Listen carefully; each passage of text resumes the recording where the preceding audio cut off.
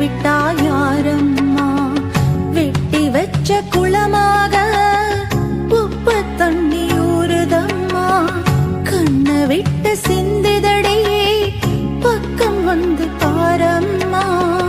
கண்ணுனக்கு ஆயிரமா எத்தனையோ கோபுரமா மண்ணுக்கொரு வடிவா